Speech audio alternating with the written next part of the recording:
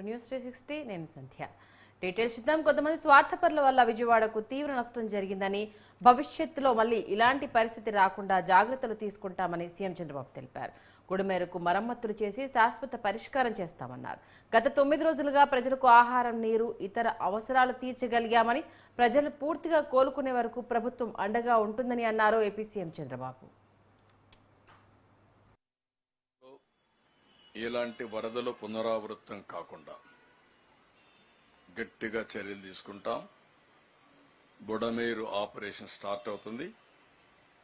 దాన్ని ఏ విధంగా చేయాలనో చేసి భవిష్యత్తులో ఏమాత్రం ఇబ్బంది లేకుండా చేస్తాం. క్వశ్చనే లేదు. ఇంకా ఇది మంచి పద్ధతి కాదు.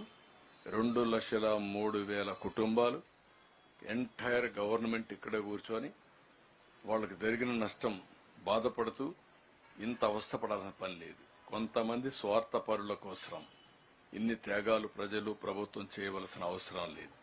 ఇది tax payers money and also వాళ్ళ లైఫ్ లాంగ్ ఎర్నింగ్స్, జీవిత కాలంలో కూడగట్టుకున్న డబ్బులన్నీ పోయే పరిస్థితి వచ్చింది. అనాథులైపోయే పరిస్థితి వచ్చింది. కొంతమంది స్వార్థపరుల కోసం, కొంతమంది ల్యాండ్ గ్రాబర్స్ కోసం, కొంతమంది పాలిటీషియన్స్ కోసం. I can say very clearly, కొంతమంది పొలిటికల్ సపోర్ట్ తో విచ్చలవిడిగా చేసే పరిస్థితికి వచ్చారు. దీన్ని ఎట్టే పరిస్థితిలో ఉపేక్షించాం. చాలా ఫర్మ్ గా ఉంటాం.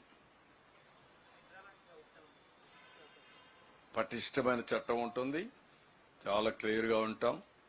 అన్నింటికంటే ప్రజల safety is very very important. ప్రజల సేఫ్టీ ముందర ఏది ముఖ్యం కాదు ఈ ప్రభుత్వానికి.